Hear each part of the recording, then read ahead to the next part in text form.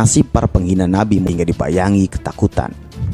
Lars Vilks, kartunis Swedia yang menggambar Nabi Muhammad SAW secara terhina, tewas dalam tabrakan mobil pada Minggu 3 Oktober 2021.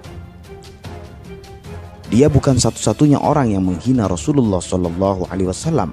Berikut nasib para kartunis dan jurnalis yang pernah menghina Nabi Muhammad SAW.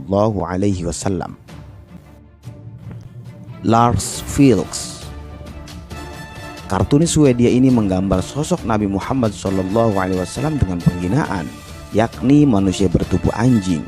Dia memamerkan karikaturnya pada tahun 2007 dan memicu kemarahan umat Islam di dunia. Karikatur itu membuatnya hidup di bawah perlindungan polisi. Selama bertahun-tahun dia jadi target pembunuhan oleh sejumlah orang karena karikatur yang dibuat. Bahkan kelompok Al-Qaeda menawarkan hadiah sejumlah $100.000 bagi siapa saja yang bisa membawa kepalanya.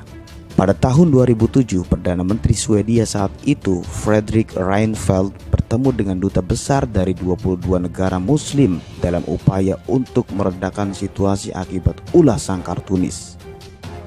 Pada Minggu 3 Oktober 2021, Vilks bepergian dengan mobil polisi yang disamarkan sebagai mobil sipil bersama 2 polisi yang mengawalnya di dalam mobilnya. Mobil itu tabrakan dengan sebuah truk di dekat kota Markaryd, Swedia Selatan. Vilks dan 2 polisi yang mengawalnya tewas. Laporan lain menyebut mobil yang ditumpangi Vilks terbakar dan sang kartunis terbakar hidup-hidup sampai akhirnya tewas. Stefan Charbonnier, dia adalah jurnalis dan kartunis majalah satire Prancis, Charlie Hebdo.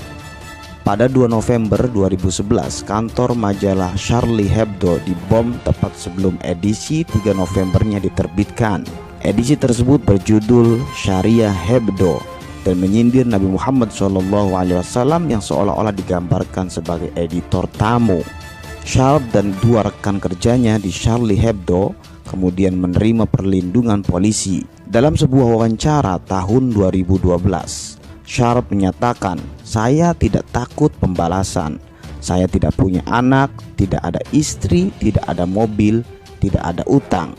Ini mungkin terdengar agak sombong, tapi saya lebih suka mati di kaki saya daripada untuk hidup berlutut." Kelompok Al-Qaeda menempatkan Sharp di daftar paling dicari karena pada tahun 2013 setelah dia mengedit edisi Charlie Hebdo yang menyindir kaum radikal Muhammadan. Pada 7 Januari 2015, kantor majalah Charlie Hebdo diserbu kelompok bersenjata. Sharp dibantai dengan beberapa tembakan. 7 rekannya dan 2 petugas polisi juga tewas dalam pembantaian tersebut. Kurt Westergaard, kartunis Denmark ini pada tahun 2005 menggambar karikatur tentang sosok Nabi Muhammad mengenakan bom di sorbannya. Karikatur itu sebagai bagian dari karikatur Jyllands-Posten Muhammad yang memicu beberapa pembunuhan yang dilakukan oleh kelompok militan Islamis di seluruh dunia, konflik diplomatik dan konflik negara. Ulahnya juga memicu kerusuhan dan serangan terhadap beberapa kedutaan besar barat di negara-negara muslim dengan beberapa orang tewas. Setelah menggambar karikatur yang menghina itu, Westergaard menerima banyak ancaman pembunuhan dan menjadi target upaya pembunuhan. Akibatnya dia menghabiskan hidup di bawah perlindungan polisi. Akhirnya Westergaard meninggal dalam tidurnya di Copenhagen pada 14 Juli 2021. Dia meninggal sehari setelah ulang tahunnya yang ke-86 setelah lama menderita penyakit. Carsten Jas, dia adalah jurnalis Denmark dan mantan pemimpin redaksi Jyllands-Posten, sebuah surat kabar bersirkulasi besar di Denmark. Jas memulai karirnya pada tahun 1979 sebagai jurnalis training di surat kabar Jyllands-Posten. Dia menjadi pemimpin redaksi media itu dari Januari 2003 hingga akhir April 2008. Jas terlibat dalam kontroversi setelah penerbitan beberapa karikatur pada September 2005 oleh surat kabar yang menggambarkan Nabi Muhammad SAW. Dalam satu komentar, Jas menyatakan, "Kami tidak akan meminta maaf karena tinggal di Denmark di bawah hukum Denmark dan kami memiliki kebebasan berbicara di negara ini. Jika kami meminta maaf, kami akan mengkhianati generasi yang telah memperjuangkan hak ini dan Muslim moderat yang berpikir demokratis." Jas mengklaim kebohongan internasional atas karikatur tersebut merupakan kemenangan bagi penentang kebebasan berekspresi.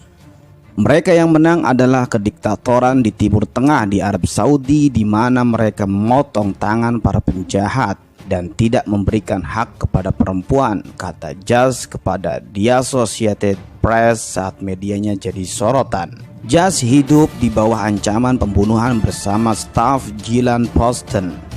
Dalam komentar lain, Jas mengakui bahwa 12 karikatur, salah satunya menggambarkan Nabi Muhammad mengenakan sorban berbentuk bom, telah menyebabkan kesalahpahaman yang serius. Ke-12 kartun tidak dimaksudkan untuk menyinggung, juga tidak bertentangan dengan hukum Denmark, tetapi mereka telah menyinggung banyak Muslim, yang oleh karena itu kami meminta maaf, katanya dalam sebuah komentar lain. Senasib dengan Lars Vilks, Stefan Sharp, Kurt Westergaard, Jas juga termasuk daftar orang yang diburu oleh Al-Qaeda untuk dihabisi.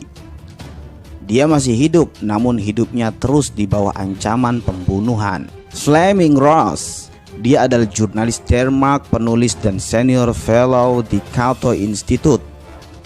Dia sebelumnya menjabat sebagai editor urusan luar negeri di surat kabar Denmark Gillan Posten. Sebagai editor budaya dari surat kabar yang sama, dia bertanggung jawab atas penerbitan karikatur pada September 2005 yang memprakarsai kontroversi karikatur Gillan Posten Muhammad.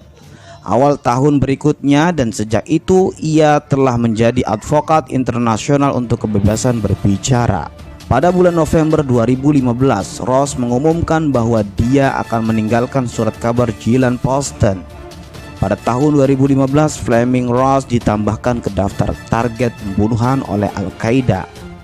Oleh Al-Qaeda, dia disamakan seperti kartunis-kartunis lainnya seperti Stefan Sharp, Lars Vilks, dan 2 staf Gillan Posten, Kurt Westergaard dan Carsten Jas. Ross masih hidup, namun dia menjalani di bawah ancaman pembunuhan kelompok militan yang menolak posisinya atas penerbitan kartun tentang Nabi Muhammad.